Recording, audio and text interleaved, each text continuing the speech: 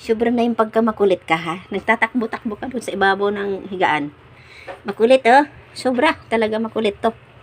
Di ka nga dito. Pumapasok sa kwarto. Akit sa higaan. Doon siya maglalaro. Salbahe.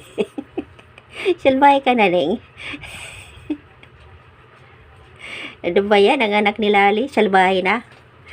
Sobra. Ina. Sino yung titingnan mo doon? Nanay mo? Ito pala nanay mo yun, oh. Naglilinis.